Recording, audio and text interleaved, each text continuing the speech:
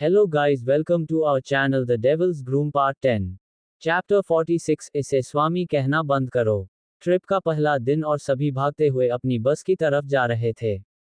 बारिश हल्की सी रुकी थी तो यही मौका था बस में चढ़ जाने का।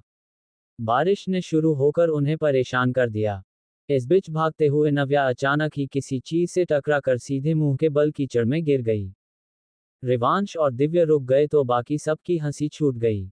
रिवांश ने कमर पर हाथ रख कहा, शूल, मत करो यार। तुमने आज उसके साथ बहुत ज्यादा कर दिया सीरियल सी। उसके पीछे खड़े शूल ने आराम से कहा, स्वामी शूल को इसकी शक्ल पसंद नहीं है। खासकर तब जब ये तुमसे चिपकने की कोशिश करे। लुक हुज टॉकिंग अबाउट शक्ल, जिसकी खुद की शक्ल गायब है। दिव्य व्यंग से बोला। रिवांश, मुझे इस स्वर्गवासी की भी शक्ल कुछ खास पसंद नहीं है। इसे चेतावनी दे दो कि वो तुम्हारे स्वामी से बात कर रहा है। शूल ने जैसे ही कहा दोनों को वही छोड़कर रिवांश नव्या को उठाने के लिए आगे चला गया। वही दिव्य ने शूल की घुरा, स्वामी क्यों, सुनकर तकलीफ हो रही है? शूल ने हंसकर कहा। दिव्य तिलमिलाकर रह गया, बताऊंगा उसे इस शब्द का अर्थ। जाओ बता दो, फर्क नहीं पड़ता। शूल ने लापरवाही से कंधे झटक दिए। भले ही मैं तुमसे नहीं लड़ सकता इस समय, लेकिन जब भी मौका मिलेगा तुम्हें धूल चटा दूंगा। दिव्य दांत पीस कर बोला। तुम मुझसे नहीं जीत पाओगे मूर्ख बच्चे। अपना जोर जाकर सेनापति पर दिखाओ। शूल ने उसका मजाक उड़ाते हुए कहा। दिव्य हल्का सा चिल्ला दिया। सभी उसे ऐसे देख रहे थे मानो कोई पागल अकेले ही किसी से बातें कर रहा हो। एक महिला शिक्षिका ने आकर तो दिव्य का माथा ही छू लिया। क्या कोई परेशानी है दिव्य? गिरी नव्या है, चोट तुम्हें लग गई टाइप। आप क्या कह रही है मिस? दिव्य चिढ़कर बोला। तो हवा में बातें करना बंद करो। सब हंस रहे हैं तुम पर। पूरे समय तुम कुछ ऐसा ही कर रहे थे। आई अंडरस्टैंड, बस में नींद पूरी नहीं होती। हम होटल बुक कर चुके हैं। जाकर आज अच्छे से आराम करना, टीचर ने कहा। दिव्य पैर पटक कर रह गया, जिसके चलते उसने अपने साथ साथ टीचर के कपड़ों पर भी कीचड़ उड़ा दिया। होटल पहुंचकर रिवांश फ्रेश होकर बाहर आया। उसने सिर्फ काले रंग की ट्राउजर पहनी थी। एक हाथ में टॉवल लिए वो बाल सुखा रहा था। हर रूम में दो लोग रुके थे और वो दिव्य के साथ था। हालांकि दो कहना बेकार था। बाहर आते ही उसके कानों में दिव्य और शूल की बहस सुनाई देने लगी। रिवांश ने उन्हें नजरअंदाज किया और आईने के सामने जाकर खड़ा हो गया। रिवांश, तुम इस शैतान को यहां से भेज क्यों नहीं देते? दिव्य गुस्से में कहकर जैसे ही रिवांश की ओर पलटा बर्फ की तरह ठंडा पड़ गया। शूल भी आराम से लेटा हुआ था। वो भी सीधा होकर रिवांश के पास चला गया। उसने जैसे ही रिवांश की पीठ को छुआ रिवांश से हरकर कसमसाते हुए बोला, क्या कर रहे हो बेशर्म? Don't touch me. दिव्य के वहां होने से वो शर्मा उठा। तभी दिव्य ने कहा, Rivansh, are you okay? Rivansh ने टॉवल को एक हैंगर पर फेंक उसकी तरफ मुड़कर कहा, ओके ही हूँ। मुझे क्या होना चाहिए? आईने में उसकी पीठ पर बने निशान दिख रहे थे। मानो जितनी भी नसें हो सब साफ दिख रही थी, बिल्कुल गहरे लाल रंग की, जैसे किसी ने नाखून मार दिए हो रिवांश की पीठ पर। मेरा मतलब था आज हम काफी थक गए है ना? तुम्हारी पीठ दर्द नहीं कर रही? मेरी तो हालत खराब है। दिव्य नकली हंसी के साथ कहने लगा। हाँ, थक तो मैं भी बहुत गया हूँ। लगता है पसीने के कारण पीठ पर रैशेज हो गए। इचिंग हो रही है एंड जलन भी। रिवांश शिकायत करते हुए बोला। मैं कुछ लेकर आता हूँ। दिव्य ने तुरंत ही कहा और कमरे से बाहर निकल गया। रिवांश ने उसे रोकने की कोशिश की, लेकिन दिव्य नहीं रुका। उसके जाते ही शूल ने रिवांश की कमर को पकड़ उसके कंधे पर होठ रख दिए। रिवांश ने कहा, चिपकना बंद करो कृचा। मुझे इस समय बड़ी इरिटेशन हो रही। शूल ने कुछ कहे बिना एक कदम बढ़ा उसके पीछे खड़े होकर उसकी पीठ पर होठ रखना शुरू कर दिए। रिवांश की आंखें बंद होकर सांसें तेज होने लगी। एक बार तुम्हें करीब क्या आने दिया, अब तुम रुक ही नहीं रहे। हमें बाउंड्री बनानी चाहिए कुछ चीजों के लिए। रिवांश उसके छूने से खुद को पूरी तरह खो देता था। बड़ी मुश्किल से उसने वो बात कही। क्या तुम्हें जलन से राहत मिल रही है? शूल ने धीरे से पूछा। रिवांश ने ना में सर हिलाया, इतनी भी नहीं हो रही। मैं इग्नोर कर रहा हूँ। वो तो कर देता, लेकिन शूल कैसे कर पाता? दूसरी तरफ दिव्य ने एक जगह आकर देव को फोन मिलाया। भाई सुनो ना, रिवांश की पीठ पर रैशेज हो गए हैं। गर्मी के कारण नहीं लगते। उसकी पीठ की नसें साफ दिख रही। लेकिन वो क्या है समझ नहीं आ रहा। बिल्कुल लाल रंग पूरी पीठ को भर चुका है। मुझे इस बारे में कोई अंदाजा नहीं। रिवांश कैसा है? उसने दर्द की शिकायत की। वो शैतान आता है कि नहीं रिवांश के लिए? देव को शक हुआ कहीं शूल के ना आने से तो किसी कमजोरी के कारण नहीं। पर दिव्य बोला, वो लगातार पीछे पड़ा है हमारे। मतलब यहां से कहीं नहीं जा रहा। रिवांश भी ठीक है अभी। उसने दर्द की शिकायत नहीं की। वो तो मेरी नजर चली गई तब उसने कहा इचिंग और जलन हो रही है। ठीक है मैं दादू से बात करके देखता हूँ इस बारे में अगर उन्हें कुछ पता हो। देव ने कहा। तब तक मैं क्या करूँ? दिव्य ने कहा। कोशिश करना उसका शरीर ठंडा रहे। देव ने बताया। आइसक्रीम खिलाता रहूं। दिव्य ने दिमाग लगाया। बेटर रहेगा। देव ने कहा। जिसके बाद दिव्य फोन रख सीधे आइसक्रीम मांगने होटल मैनेजमेंट के पास पहुंच गया। जितनी हो सके दोनों हाथों में उसने आइसक्रीम उठाए और लिफ्ट के सामने आया। अब बटन कैसे दबाए ये दुविधा थी। क्या तुम भूल गए तुम्हारी शक्तियां वापस आ चुकी है?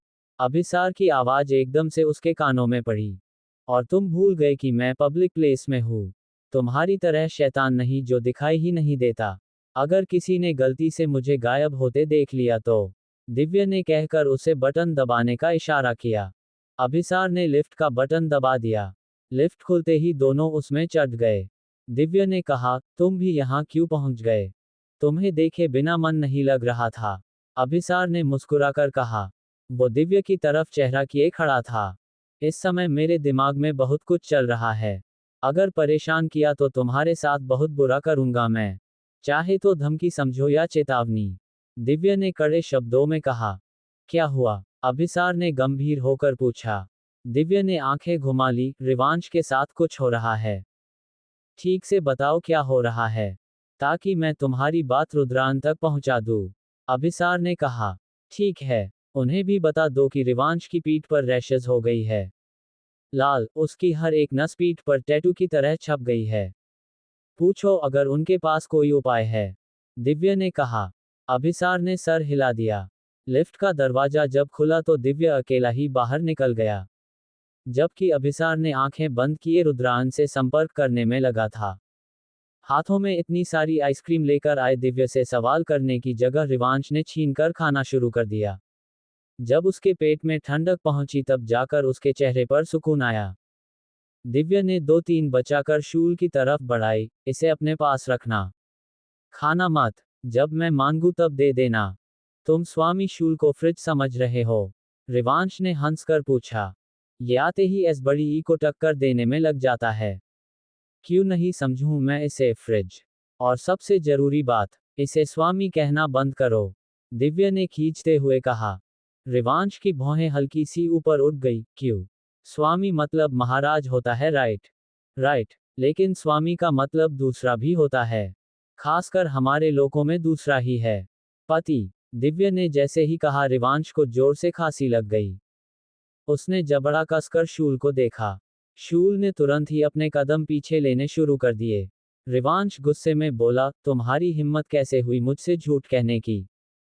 मैंने कहा झूठ बोला। शूल ने अनजान बनने लगा। सच भी तो नहीं बताया।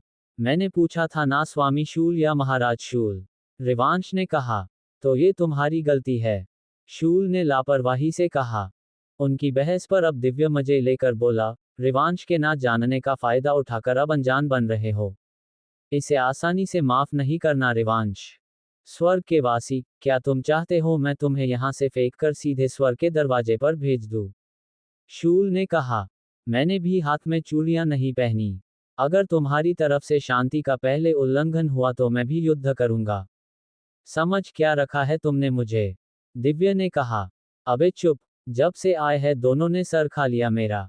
रिवांश ने कहा और मुंह में आइसक्रीम डालकर अपने दिमाग को भी ठंडक पहुंचाई। दिव्य और शूल उसके एक बार कहने पर ही बिल्कुल चुप हो गए। अब हल्की सी आवाज भी नहीं हो रही थी।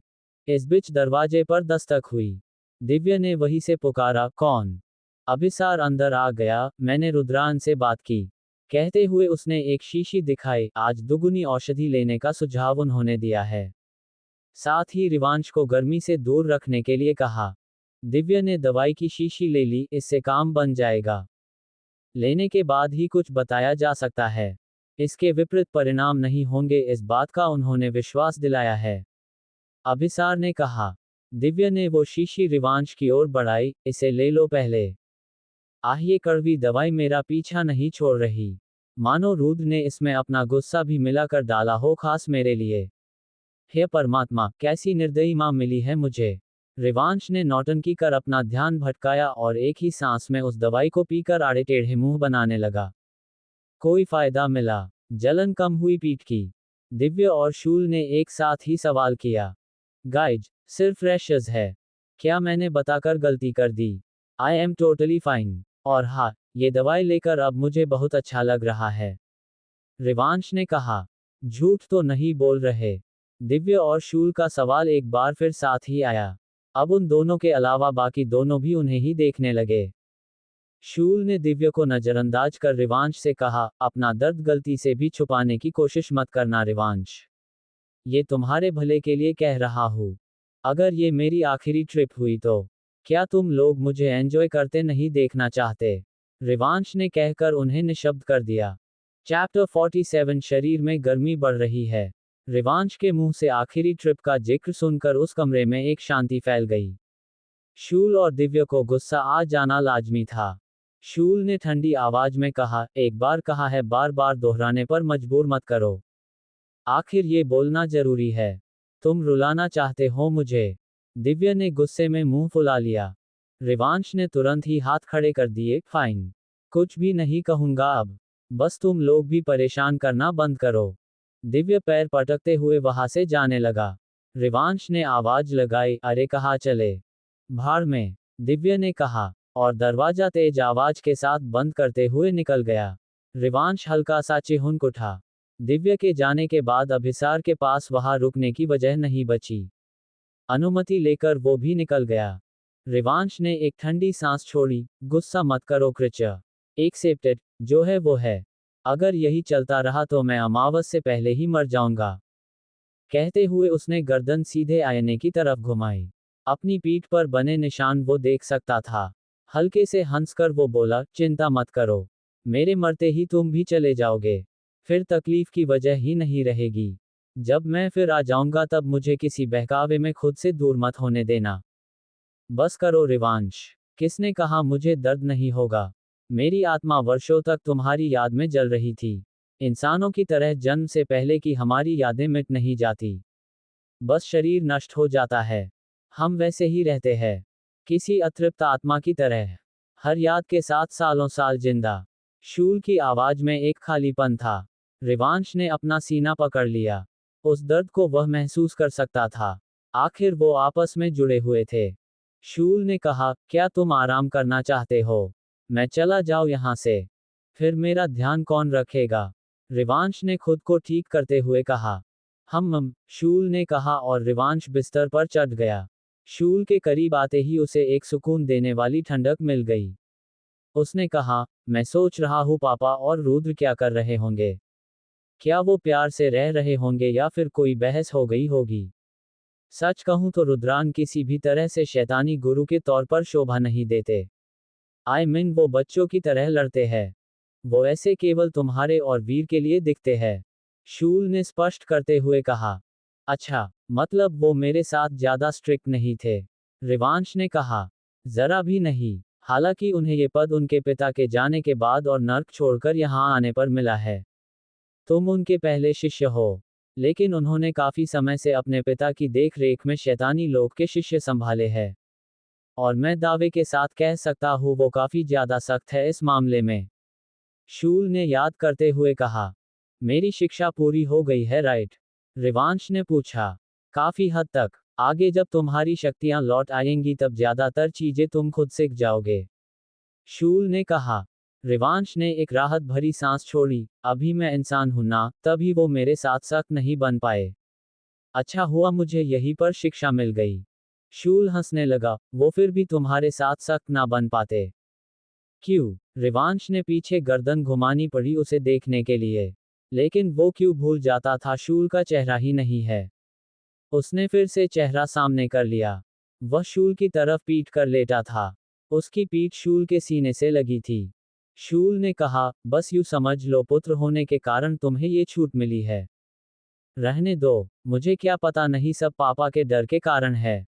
रिवांश ने कहा। इस बात में कोई झूठ नहीं था। यकीनन विराश और शूल के कारण ही रुद्रांग को रिवांश की गलतियों पर गुस्सा आकर भी नरमी से काम लेना पड़ता था। जैसा तुम्हें ठीक लगे, शूल ने कहा। रिवांश बोला, अगर मैं बचा तो मुझे नर्क जाना होगा। कैसी है वो जगह, रहने लायक है कि नहीं? जब तुम ठीक हो जाओगे तो उस जगह को मैं तुम्हारे रहने लायक भी बना दूंगा। बस तुम हिम्मत मत हारना। शूल ने कहा। तुमने निर्णय मुझ पर छोड़ा था ना। अब मुझे लगता है मेरा तुम्हारे साथ जाना ही बेटर रहेगा, ताकि देव भाई और दिव्य को किसी परेशानी का सामना ना करना पड़े मेरे कारण। चाहे तो मैं उनसे सारे रिश्ते तोड़ लूंगा, फिर कोई उन पर उंगली नहीं उठा पाएगा। रिवांश ने काफी सोचा था इस बारे में। आजकल उसके दिमाग ने या तो मरने के या फिर बच जाने के बाद क्या करना है इसी के ख्याल घूमते रहते थे। अच्छी सोच है, सबके लिए अच्छा रहेगा। मुझे भी तुम्हारी नजरों में बुरा नहीं बनना पड़ेगा जिद करके। शूल ने जैसे ही कहा रिवांश ने अफसोस के साथ सर हिला दिया। शूल अपने भाव व्यक्त करने में जरा भी नहीं कतराता था। काफी कम समय में वो कैसा है रिवांश को समझ आ गया। दूसरी तरफ देव को देवगुरु से बात करनी थी और वो अपनी नाराजगी के चलते उसे सुनना ही नहीं चाहते थे। उनके हाथ में वाइन का ग्लास था। शायद वो देव से डरते नहीं थे, बस उसका डर दिव्य के सामने बनाए रखने के लिए डरने का नाटक करते थे। देवगुरु, मुझे रिवांश के बारे में बात करनी है। आप कृपया मेरी बात सुन लीजिए। इससे पहले कि देवगुरु उसे जाने के लिए कहते, देव ने जल्दी से अपनी बात कह दी। देवगुरु शांत हुए, कुछ पल चुप रहे, फिर एक गहरी सांस भरकर अपना ग्लास खाली कर दिया। फीकी आवाज में उन्होंने कहा, मुझसे जो बन पड़ा मैंने तुम्हारे लिए किया है देव। ज्यादा उम्मीद मत रखो उस लड़के से और मुझसे भी। अब मेरे पास कोई उपाय शेष नहीं रहा। देव ने हैरानी से उन्हें देखा। आप क्या क्या कह रहे हैं देवगुरु? आपके पास उपाय नहीं? उसका शरीर अभी से शक्तियों की गर्मी नहीं सह पा रहा। क्या वो आगे जाकर उन्हें सह पाएगा? उसे शांति से अपना आखिरी समय जीने दो। देवगुरु ने कहा। नहीं, देव ने तेज आवाज में कहा, उसे कुछ नहीं होगा। मैं उसे कुछ नहीं होने दूंगा। आप कोई तो मार्ग ढूंढिए। ऐसे हाथ पर हाथ धरे बैठ कुछ नहीं होगा। मुझे बताइए मैं क्या करूं? कहा, जाओ, कुछ भी कर लूंगा जिससे हम रिवांश को ठीक कर सके, जिंदा रख सके। उसकी ये जिंदगी इतनी ही थी, उसे मरने दो। हम देवगुरु आगे कुछ कहते उससे पहले ही देव गुस्से में खड़ा हो गया। रिवांश की मौत के बारे में सुनना उसे पसंद नहीं था। आपको कुछ नहीं करना, मैं समझ गया। रहने दीजिए, अब मैं कोई मदद नहीं मांगूंगा आपसे, देव ने कहा। देवगुरु ने एक ठंडी सांस छोड़ी। बताओ क्या हुआ है उसे? मत सुनिए, आप पहले ही हिम्मत हार कर बैठे हैं। आपको कुछ करना ही नहीं है तो क्यों बताऊं मैं अपनी परेशानी? देव ने कहा। तो फिर मत बताओ, मैं दिव्य से पूछ लूंगा। तुम जा सकते हो। कहते हुए उन्होंने फिर दूसरा ग्लास भरना शुरू कर दिया। देव जाने के लिए तैयार नहीं था। अगर देवगुरु नहीं तो कौन उसके सवालों के जवाब देता? हार मान लेते हुए वो काफी समय बाद बोला, उसकी पीठ पर लाल रंग के निशान हो गए हैं। शरीर में गर्मी बढ़ रही है। उसे ज्यादा से ज्यादा पानी में रखना कुछ हद तक राहत पहुंचा सकता है। देवगुरु ने शांति से जवाब दिया। इतना सुनना था कि देव तुरंत वहां से चला गया। देवगुरु ने अफसोस के साथ सर हिलाया। अचानक ही उन्हें कुछ एहसास होने लगा। वो खड़े हुए और आईने के सामने चले गए। जल्द ही वह वेरिथा नजर आने लगा। देवगुरु ने आदर में सर झुकाया। प्रणाम महाराज। प्रणाम देवगुरु। क्या वहाँ सब ठीक है? देव ने मुझसे संपर्क करने का प्रयत्न किया था, परंतु व्यस्त होने के कारण हमारी बात नहीं हो पाई। अब मैं उससे संपर्क नहीं कर पा रहा, वेरिथा ने कहा। देवगुरु ने याद किया आखिर क्यों और किस लिए देव संपर्क कर रहा था। अचानक ही वो बोले, महाराज क्या आपने स्वर्ग से किसी को हमारे पास भेजा है? मैंने किसी को नहीं भेजा।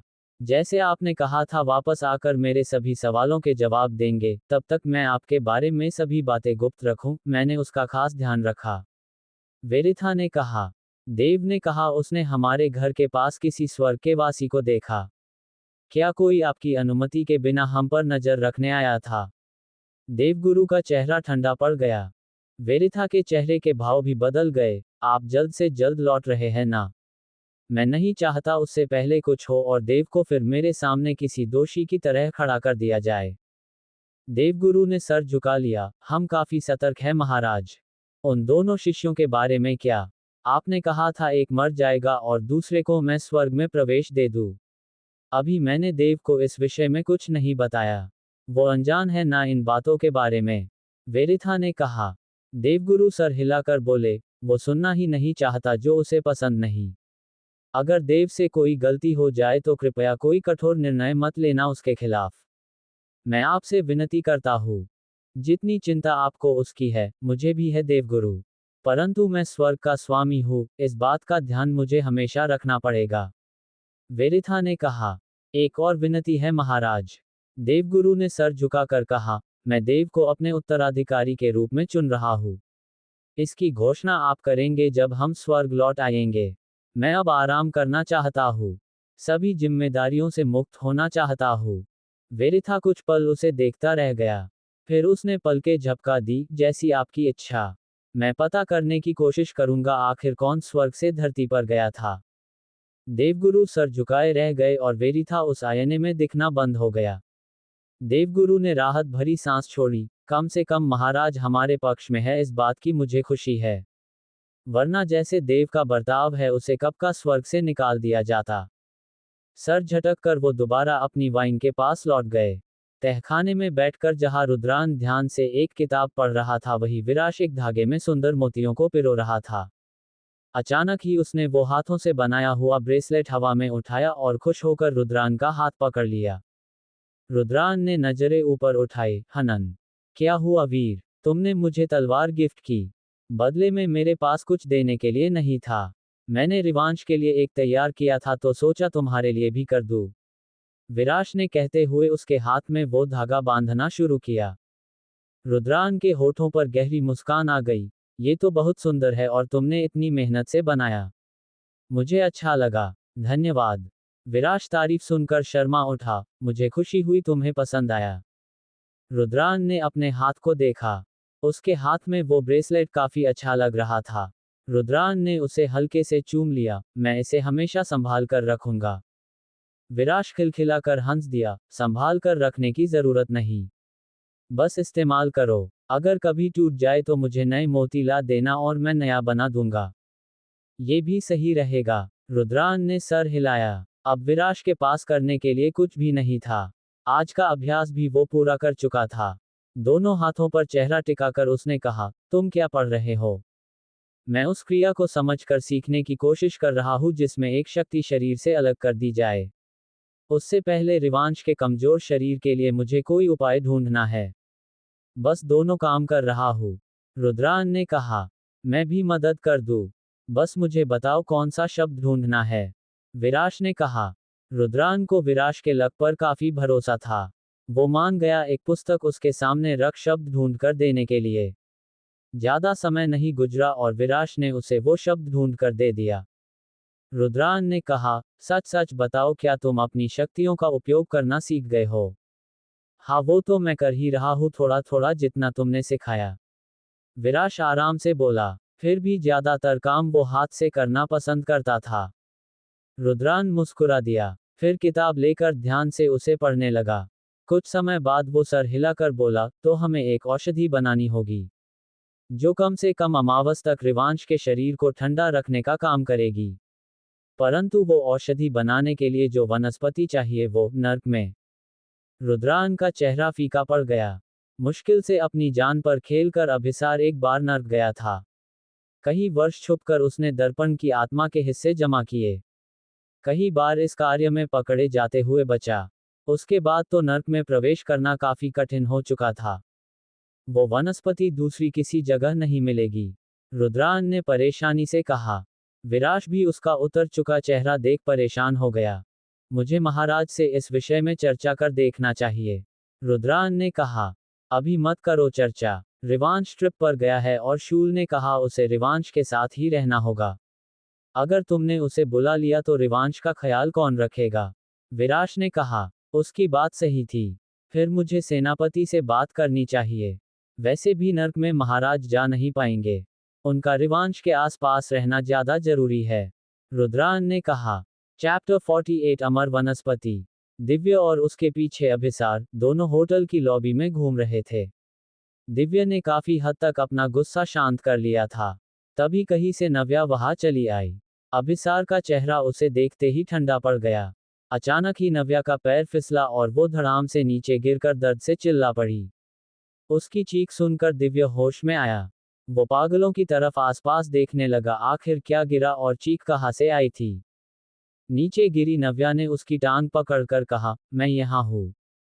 दिव्य एक कदम चिल्लाकर पीछे हट गया, क्या कर रही हो? दिखाई नहीं देता गिर गई हूँ। मदद करो मेरी, नव्या चिढ़कर बोली। दिव्य ने जल्दी से उसकी ओर हाथ बढ़ाकर उसे सहारा देकर खड़ा कर दिया। नव्या ने अपनी कमर पकड़ ली, लगता है आज का दिन ही खराब है। सुबह से मेरे साथ इतना कुछ बुरा हो गया। ऐसा ही रहा तो तुम यहाँ से सीधे अस्पताल में ही पहुंच जाओगी। मेरी बात सुनो और अच्छे से दिमाग में बिठा लो। कुछ समय के लिए खुद पर ध्यान दो, रिवांश पर नहीं। रिवांश के कारण ही तुम्हें ये चोट वगैरह लग रही है। दिव्य ने उसके कंधे पर हाथ डालकर कहा। तुम्हारा कहना गलत नहीं, मैं रिवांश को देख सब भूल बैठती हूँ, जिसके कारण ये गिरना पड़ना चल रहा। लेकिन इसी बहाने मुझे उसकी अटेंशन भी मिल रही। हम क्लोज आए रहे हैं, तुम्हें नहीं लगता? दर्द में भी नव्या के चेहरे पर एक मुस्कान आ गई। दिव्य का मन हुआ अपना माथा पीट ले। आखिर क्या कहे इस लड़की को, भोली या फिर बेवकूफ। अभिसार की आंखें छोटी होकर दिव्य के हाथ को घूरने लगी। इसी बीच दिव्य ने कहा, मैं समझ रहा हूँ, पर रिवांश के चक्कर में मर जाओगी क्या? फिर तुम्हारी इतनी कोशिश का फायदा क्या? नव्या ने आंखें बड़ी कर ली, शुभ शुभ बोलो। मैं बस सच्चाई बता रहा हूँ। रिवांश वैसे भी इन दिनों काफी इरिटेट हो रहा। अगर उसे कोई बात बुरी लगी तो उसका गुस्सा तुम झेल नहीं पाओगी। दिव्य ने अब नव्या को डराने का रास्ता अपनाया। नव्या का गला सूख गया। एक समय पर तुम मुझे उसके करीब जाने के लिए ऐसे ही मना रहे थे, अब दूर होने के लिए मना रहे हो। अरे लड़की, मैं कहा तुम्हारा डाइवर्स करा रहा हूँ। बस कुछ समय के लिए उसे अकेला छोड़ दो, इतना ही कहा। अभी वो थोड़ी हार्ड सिचुएशन से गुजर रहा है। उसे अपने मन से सब करने दो। अगर वो बात करने के लिए तुम्हारे पास आए तो तभी बात करना। फालतू में चिपकने मत लग जाना। दिव्य भावनाओं में बहकर बोल गया। नव्या ने कंधा झटक कर उसका हाथ हटा दिया। कमर पकड़कर वहां से जाते हुए वो बोली, अपनी एडवाइस अपने पास ही रखो। मैं तुम्हारे भले के लिए बता रहा हूँ, मेरी बातों को इग्नोर मत करवा। दिव्य तेज आवाज में बोला, जिस पर नव्या हाथ हिलाकर चली गई। पहली बार तुमने इस लड़की को रिवांश से दूर कर कोई अच्छा काम किया महाराज की नजर में, वरना आज ये मुसीबत का सामना कर रही थी, कल को तुम्हें करना होता। आखिर उसका रिवांश के पीछे पड़ना तुम्हारा ही किया धरा है। अभिसार ने कहकर अपने होने का प्रमाण दिव्य को दिया। दिव्य ने चिढ़ से आंखें बंद कर ली। फिर अभिसार की तरफ मुड़कर बोला, she is better than the devil. क्या तुमने किसी के मन में झांक कर देखा है? वो स्वार्थी लड़की भी तुम्हें बहुत अच्छी और मासूम लग रही थी। अभिसार ने सर्द लहजे में कहा। हाँ तो थी वो मासूम। दिव्य तुनक कर बोला, मुझसे इस मामले में बहस मत करो। मैं जानता हूँ उसका असली चेहरा। तुमने नहीं देखा, अभिसार ने कहा।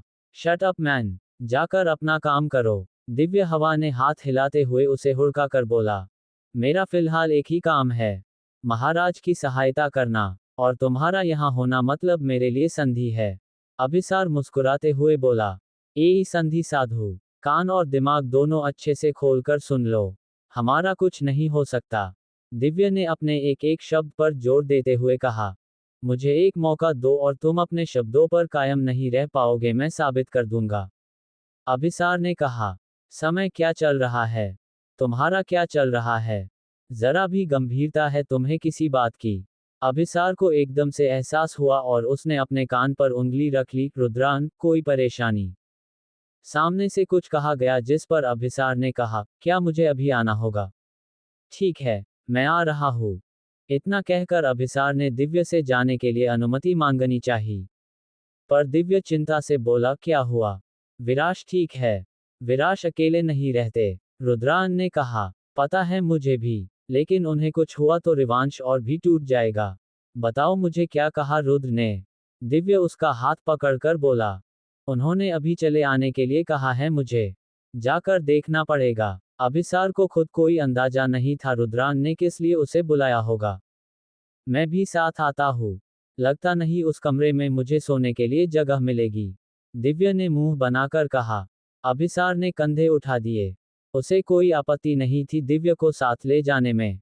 शैतानी हवेली के अंदर रुद्रान इंतजार में चक्कर काट रहा था।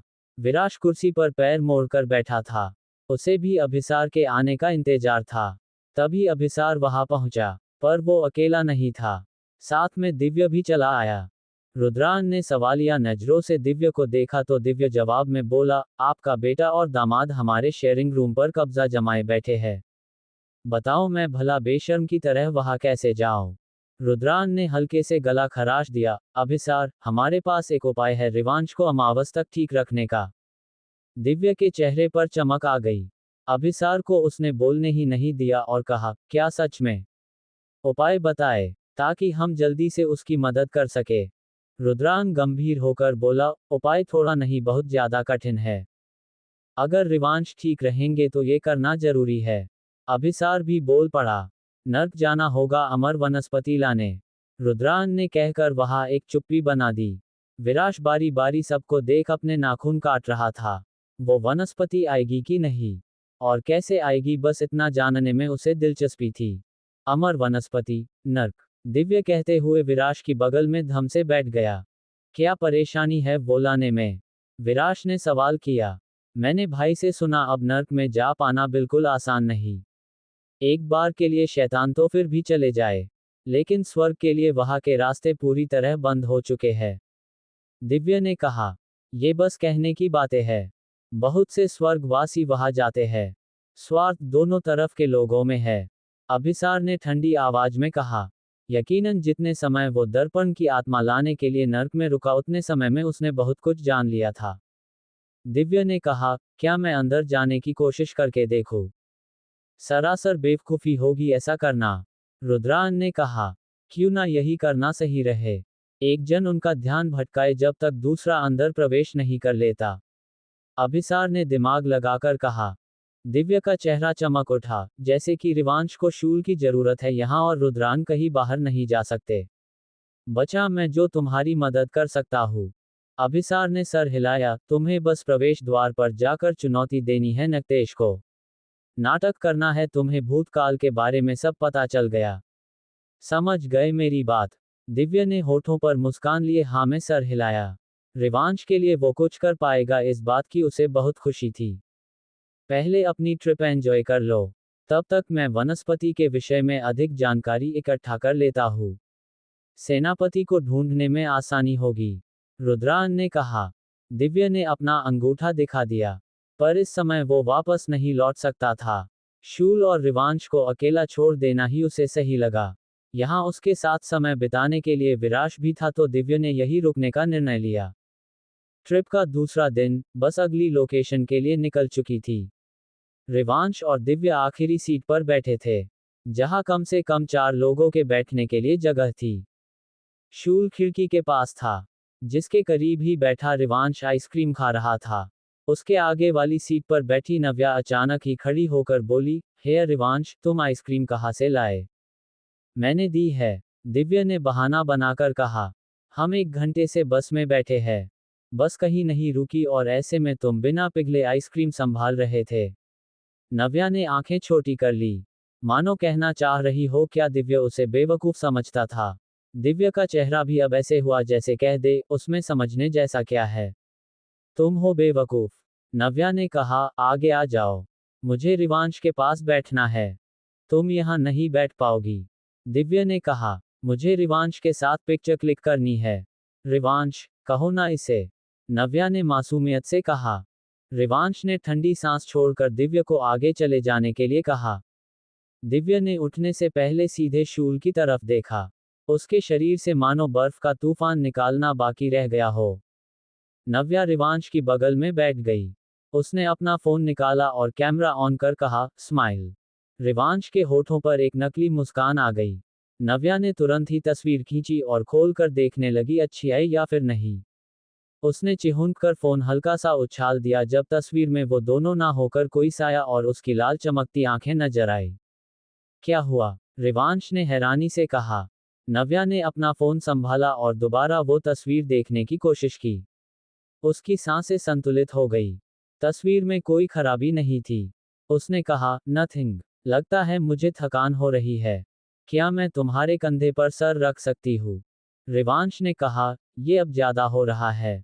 नव्या ने तुरंत ही उसका बाजू पकड़, कम ऑन, मेरे लिए इतना भी नहीं कर सकते। उसने जबरदस्ती रिवांश के कंधे पर अपना सर रखा। रिवांश काफी ज्यादा असहज हो गया। साथ ही उसने महसूस किया शूल गुस्से में आ चुका है। वो कुछ कर ना दे इसलिए रिवांश ने कसकर उसका हाथ पकड़ लिया। नजरों से ही वो विनती करने लगा, जिसका कितना असर हुआ नहीं पता। तभी नव्या ने दर्द से आंखें मिच ली। मानो उसके गाल पर कई सारी सुई एक साथ चुभ गई ऐसे लगा। उसने जल्दी से रिवांश के कंधे से सर हटाकर अपना गाल पकड़ लिया। रिवांश, तुम्हारी शर्ट में कुछ लगा है क्या? रिवांश ने कहा, मतलब? नव्या ने खुद ही उसका कंधा छूकर देखा।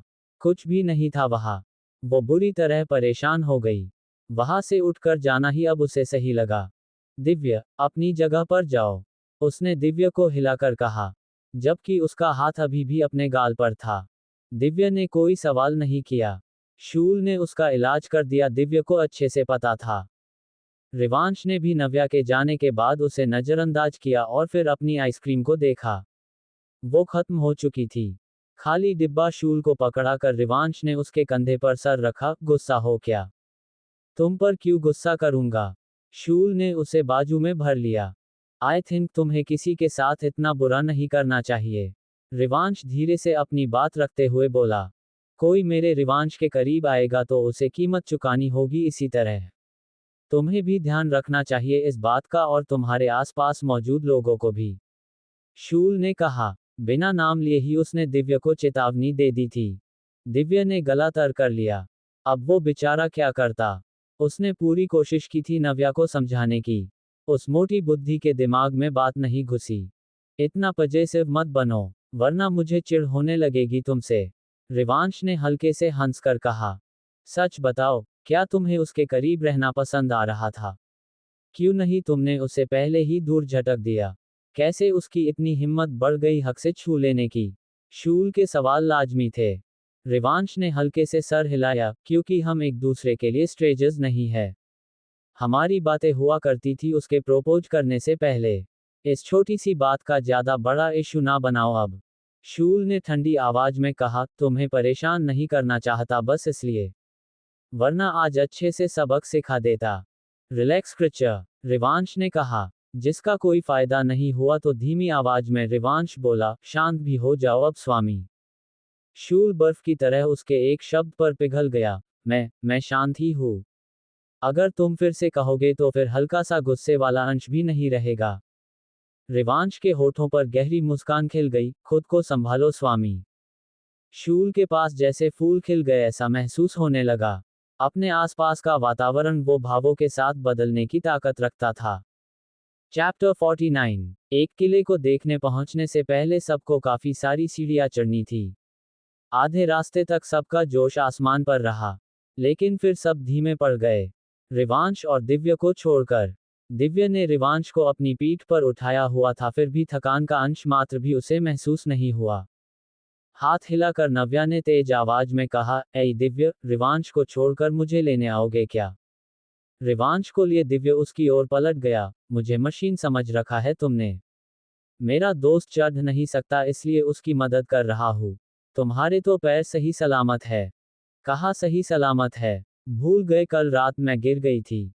मेरी कमर दर्द कर रही है। नव्या ने हाफते हुए कहा। तुम्हें एक आइडिया देता हूँ। क्यों ना वापस चली जाओ और बस में आराम करो? दिव्य ने कहा।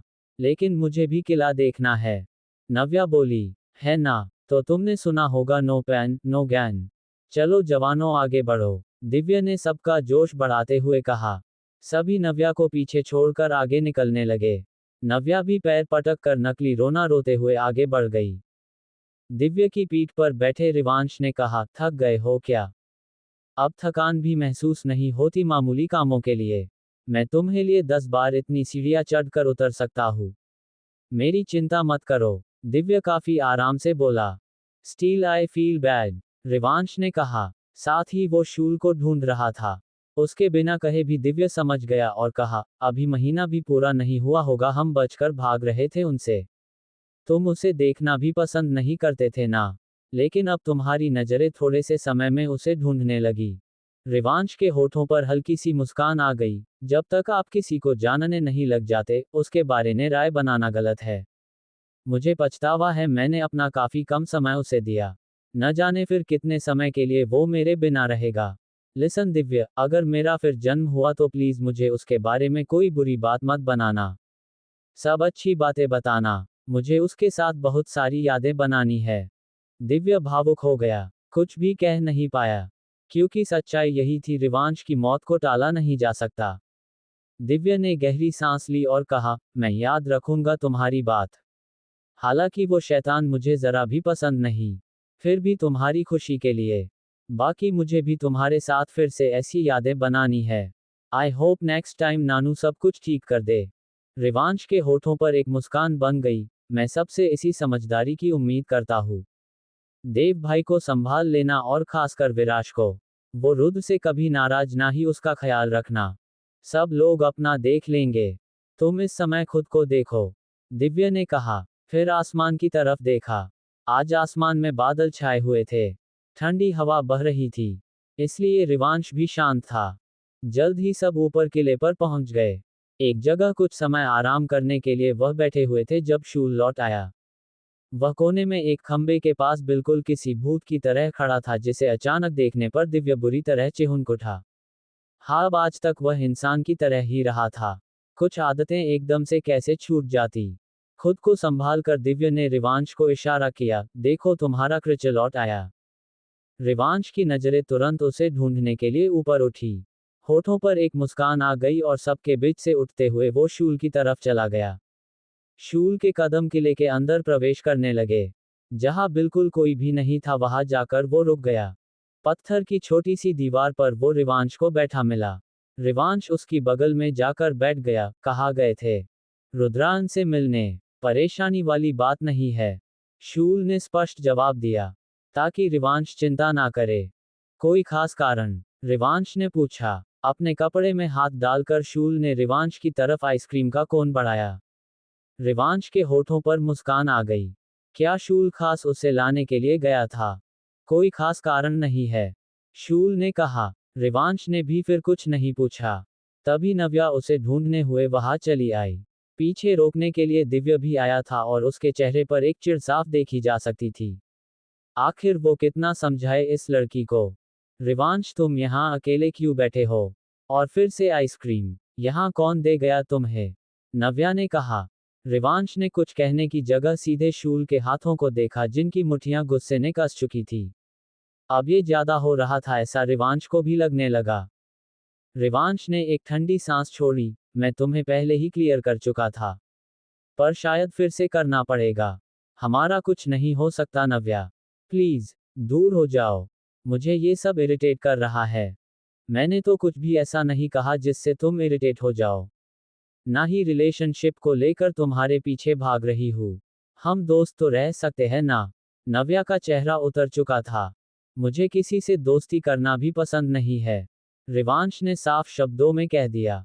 नव्या, अब मैं भी फिर से कह रहा हूँ, बस कर दो, दिव्य ने कहा। नव्या गुस्से में उसकी ओर देख बोली, ये सब तुम्हारी वजह से हुआ है।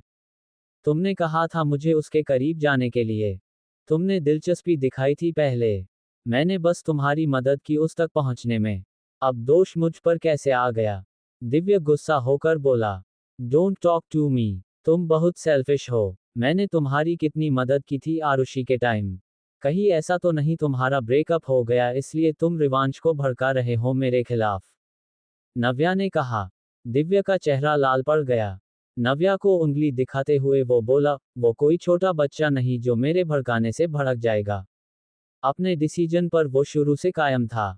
तुम्हें समझ नहीं आ रहा या फिर समझना ही नहीं चाहती, वो बात अलग है। इससे ज्यादा शांति से बात करने की उम्मीद मत करना मुझसे। यू नो वॉट, आज तक मैं तुम्हें अपना सबसे अच्छा दोस्त समझ रही थी, जो मेरी गलतफहमी थी। तुम स्वार्थी हो दिव्यराज पुरोहित। नव्या ने भी उसे उंगली दिखाकर कहा। उनके बीच बढ़ती गर्मी से रिवांश परेशान होने लगा, पर उतना ही शूल शांत हो चुका था। फाइन, हूं मैं स्वार्थी। तुम्हें स्वार्थी लोगों के साथ नहीं रहना चाहिए। जाओ, आज से हम दोस्त नहीं है, दिव्या ने सर्द आवाज में कहा। नव्या का हाथ एकदम से नीचे होकर आंखें हल्की सी बड़ी हो गई। वो दिव्या को कुछ पल बिना बोले देखती रही, फिर अचानक ही तेज कदमों से निकल गई। दिव्या को अब बुरा लगने लगा, लेकिन नव्या ने ही उसे प्रोवोक किया था ये सब कहने के लिए। रिवांश ने उठकर उसके कंधे पर हाथ रखा। मेरे कारण तुमने उससे दोस्ती क्यों तोड़ ली? मुझे पता है तुम ऐसे नहीं हो। मैं ठीक हूँ। ये सब उसने किया, जाने दो। अगर चली गई, कोई तुम्हें परेशान करके छोड़ रहा है तो मैं क्या उसकी बदतमीजी सहता रहूं? दिव्या ने कहा। रिवांश ने सर हिलाया। जब वो सबसे बीच लौटे तो पता चला नव्या नीचे बस में चली गई है। दिव्या और रिवांश दोनों एक दूसरे का चेहरा देखने लगे। ट्रिप का तीसरा और आखिरी दिन। रात का समय था। जंगल में कैंप फायर के इर्द गिर्द टेंट खड़े हो चुके थे। जंगल के ज्यादा अंदर ना होने के कारण बस कुछ ही दूर खड़ी की गई थी, जिसमें ज्यादातर लड़कियां और फीमेल स्टाफ सोने वाली थी। फिलहाल सभी कैंप फायदा के पास महफिल जमा कर बैठे थे। गाना बजाना वहां हो रहा था। रिवांश ने काफी सारी तस्वीरें अपने फोन में कैद कर ली। हालांकि वो खुद उन्हें नहीं देखने वाला था, उसके बाद वाले लोग जरूर देखते। शूल भी वही था और उसकी एकटक नजरों का एहसास रिवांश को भी था। शर्म की एक लाली रिवांश के चेहरे पर शूल के कारण देखने को मिल सकती थी। कुछ समय बाद दिव्या ने गुस्से में कहा, ये शैतान तुम्हारे साथ बेताल की तरह हर जगह क्यों लटका है? ये हमें कुछ समय के लिए स्पेस क्यों नहीं देता? अगले ही पल दिव्या को अपनी बात गलत साउंड करती लगी, क्योंकि कपल तो शूल और रिवांश थे। इस हिसाब से स्पेस भी उन्हें मिलना चाहिए। मैं आज बाहर जाकर नहीं सोने वाला बता रहा हूँ, दिव्या ने कहा। उस टेंट में रिवांश की एक तरफ शूल तो दूसरी तरफ दिव्या था। दोनों के हाथों की लड़ाई हो रही थी, कौन उसे हक करके सोएगा। दोनों शांत रहो, किसी को कहीं जाने की जरूरत नहीं।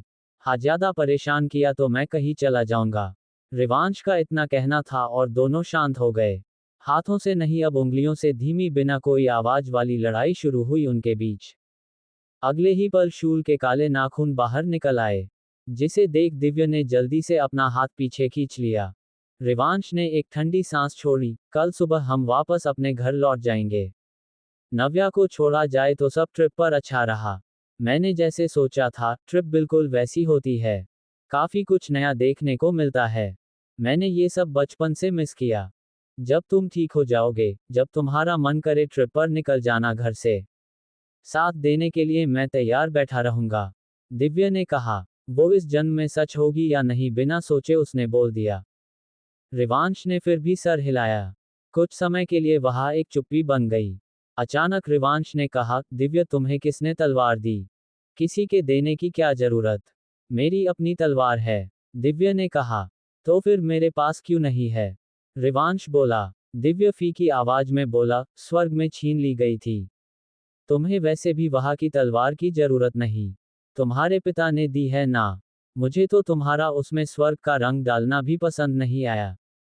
तुम उनकी इतनी बुराई क्यों करते हो? जाना तो तुम्हें वही है, रिवांश ने कहा।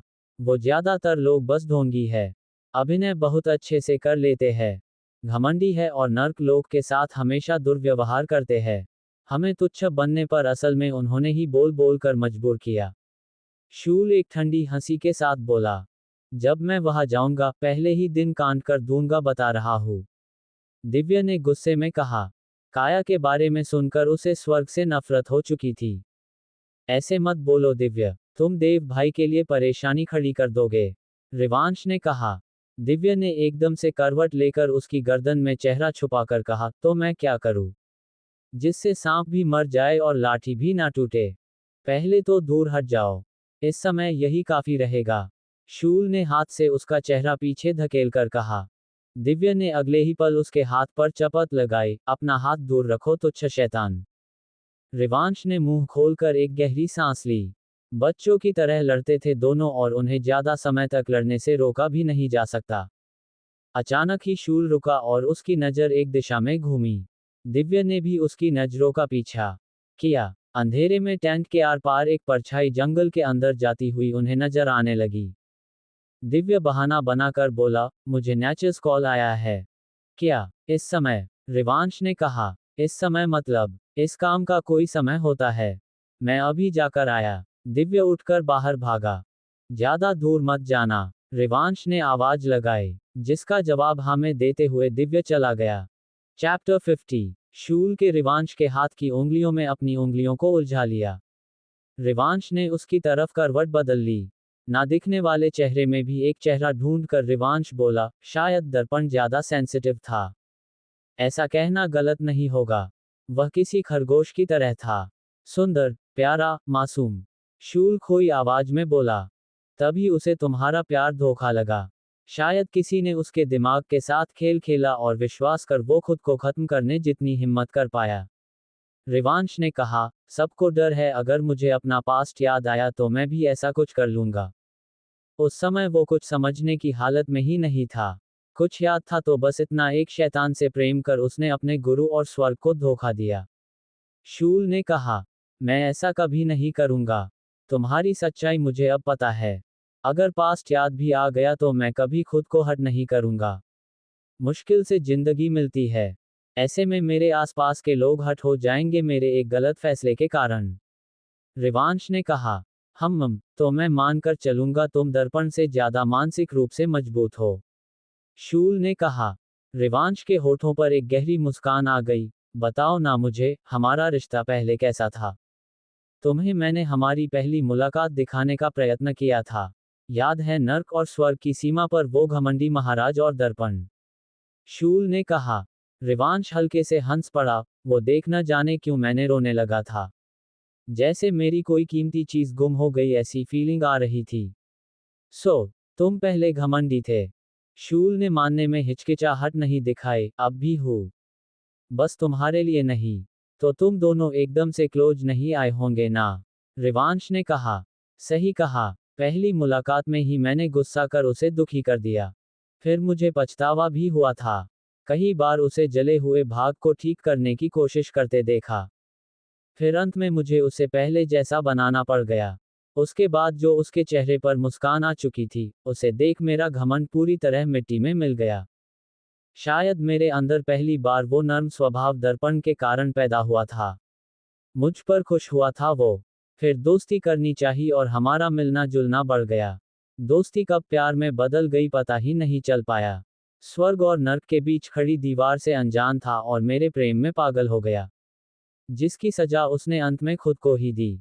शूल कहकर चुप हो गया। रिवांश ने शांति से उसे सुन लिया। दर्पण उसके अंदर अभी जिंदा नहीं हुआ था, इसलिए शूल की तकलीफ का एहसास शायद उसे अभी नहीं था। उसने शूल के बाजू को हल्के से सहला दिया। रिवांश जीना चाहता है, लेकिन ऑप्शन नहीं। तुम जरूर जियोगे, बस बदले में खुद की जिंदगी मेरे नाम करनी होगी। वादा करोगे? शूल ने कहा। रिवांश बिना देखे अंदाजा लगा सकता था शूल के होठों पर एक कुटिल मुस्कान आ चुकी होगी। अब तो वो बिल्कुल कोई वादा नहीं करेगा। आगे जाकर शूल इस बात का फायदा उठा ले तो क्या हुआ? मुझ पर विश्वास नहीं है? शूल ने कहा। मुझे खुद पर विश्वास नहीं, तुम पर कहाँ से होगा? नहीं करना कोई वादा, रिवांश ने बहाना बनाकर बोला। हाँ, अब तो ऐसे ही करोगे तुम। पता है मैं तुम्हें किसी भी हालत में मरने नहीं दूंगा। बस एक बात याद रखना, अगर तुम बच गए तो वो मेरी मेहनत होगी। उस पर स्वर्गवासियों का कोई अधिकार नहीं रहेगा, क्योंकि उन्होंने तुम्हारे जन्म से बस एक ही काम किया, तुम्हारे शरीर से शैतानी शक्तियां खत्म करने की कोशिश। शूल ने सच्चाई का आईना रिवांश को दिखाते हुए कहा। प्लीज शूल, मेरे लिए सभी लोग जरूरी है। तुम्हारी ऐसे आपस में नफरत, गुस्सा, लड़ाई मुझे पीस देगी। मैं आखिर किसकी साइड लूं? रिवांश परेशान हो गया। तुम्हें किसी को चुनने की जरूरत नहीं, बस दूसरे पक्ष को अपनी हालत समझानी होगी। जो चल रहा है वो कभी खत्म नहीं हो सकता, इसलिए तुम बीच में ना पड़ो, वही बेहतर रहेगा। शूल के पास स्वर्ग और नर्क के बीच खड़ी दीवार को मिटाने का रास्ता नहीं था। ये काम उसे रिवांश को जिंदा रखने से भी ज्यादा मुश्किल लग रहा था। दूसरी तरफ दिव्य जंगल के अंदर लगातार तेजी से बढ़ रहा था। आगे चल रहा साया अचानक ही अंधेरे में कहीं गायब हुआ तो दिव्य के कदम ठिठक गए। वह काफी ज्यादा सतर्क था। चारों तरफ उसकी नजर बनी थी। कहीं से हल्की सी आहट भी मिल जाए तो वो हमला करने के लिए तैयार था। पेड़ की एक छोटी सी डाली पर अपना एक पैर टिकाए वह लाल कपड़ों वाली लड़की खड़ी थी। लाल कपड़े से ही उसकी आंखें भी ढकी थी। नजर आ रहे थे तो गहरे रंग की लाली लगाए होठ, जिन पर एक टेढ़ी मुस्कान आ गई। दिव्या को एहसास तक नहीं था वो पीछे खड़ी उस पर नजर बनाए हुए थी। अचानक ही वो आगे बढ़ी और नीचे कूद गई। दिव्या चौंक कर उसकी ओर पलटा, लेकिन तभी एक सफेद रोशनी का गोला आकर उसके सीने से टकरा गया। दिव्या को संभलने का कोई मौका नहीं मिला। पूरी ताकत से वो पीछे एक पेड़ से जा टकराया और नीचे गिरकर खास पड़ा। उसके मुंह से खून का फव्वारा बाहर आया। लड़की ने उसे संभलने का मौका इस बार भी नहीं दिया और अपने हाथों को गोलाकार घुमाकर दूसरा वार दिव्या पर कर दिया। इस बार दिव्या ने हमला करते हुए उसे देख लिया था। वो जल्दी से दूसरी तरफ कूद गया, लेकिन लड़की उतने में ही रुकी नहीं। वो लगातार वार करती रही। आसपास उसकी शक्ति से पेड़ उखड़ रहे थे। रात के समय जंगल में मनहूस आवाजें होने लगी। जानवर गुर्राने लगे थे। दिव्या लगातार खुद को लड़की से बचा रहा था।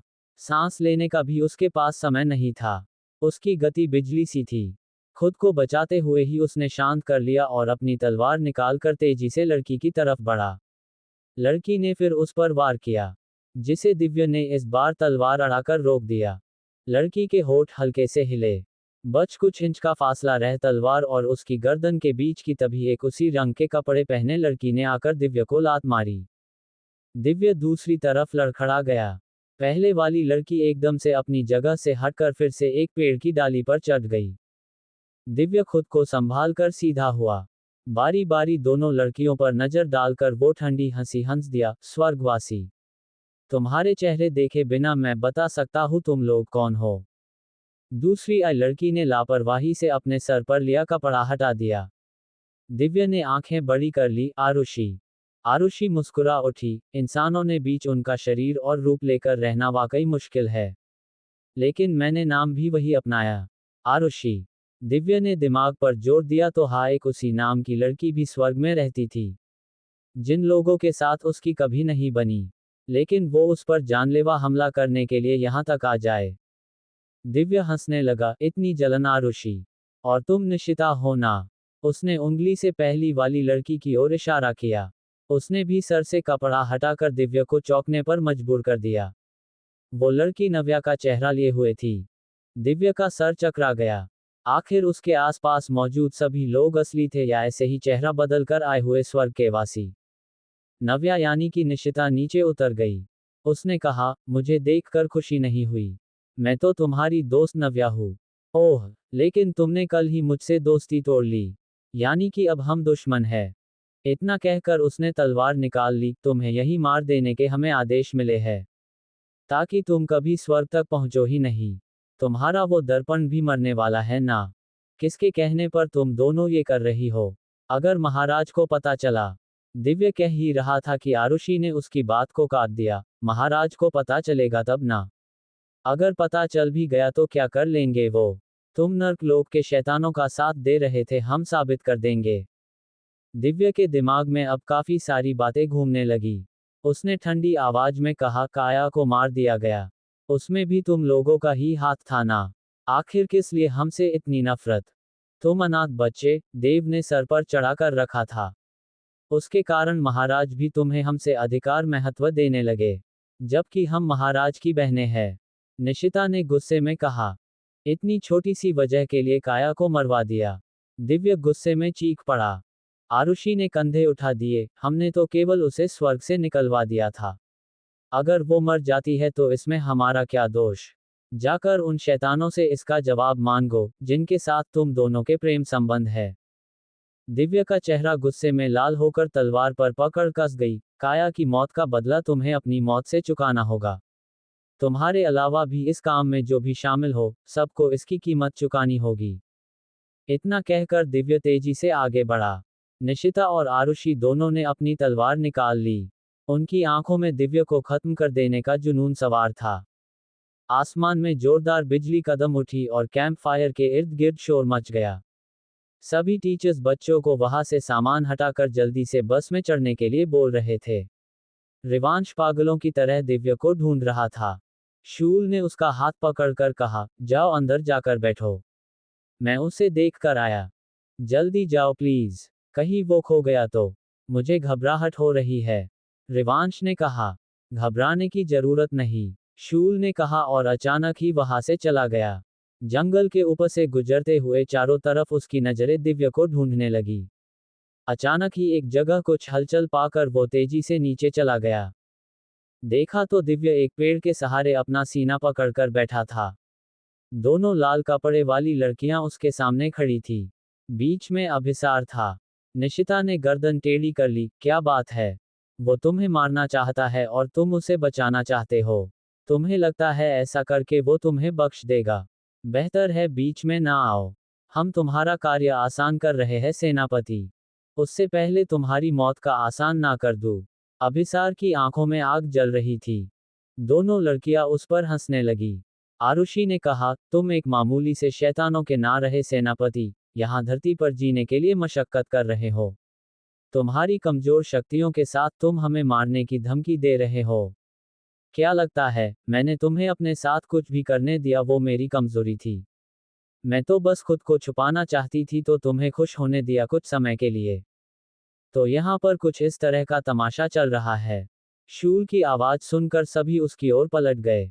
दोनों लड़कियों के चेहरे के भाव पल भर में बदल गए और एक कदम वो पीछे लड़खड़ा गई। शूल कमजोर हो या ताकतवर, सिवाय देव और वेरिथा के कोई हिम्मत नहीं कर सकता था उसे युद्ध के लिए चेतावनी देने की। निशिता ने आरुषि का हाथ पकड़कर उसे इशारा किया। आरुषि ने उसके इशारे को बिना कहे ही समझा और अचानक ही दोनों वहां से भाग निकली। शूल ने झटके से अपना हाथ आगे कर दिया। दोनों लड़कियां हवा में पल भर के लिए रुकी और अगले ही पल शूल के द्वारा खींचे जाने पर जमीन से आ टकराए। उनके पैरों में काले रंग की रस्सियां बंधी थी। मेरी बात पूरी सुने बिना कहा जाने की तैयारी थी युवतियों। दिव्य पर आक्रमण किया, उसे जिंदा छोड़ने की गलती कर दी। अब लगता है ये बात देव तक या देव से तुम्हारे महाराज तक नहीं पहुंचेगी, शूल ने कहा। दोनों लड़कियों के चेहरे के रंग उड़ गए। वही अभिसार अपनी तलवार निकालकर उनकी ओर बढ़ गया। दिव्य ने अपना सीना पकड़कर खड़े होते हुए नफरत से कहा, इन्हें खत्म कर दो। आगे जो होगा मैं संभाल लूंगा। तुम्हारा नाम कहीं नहीं आएगा, इस बात की जिम्मेदारी मेरी। अभिसार के होठों पर तिरछी मुस्कान आ गई तो वही निशिता और आरुषि की आंखें फेल गई।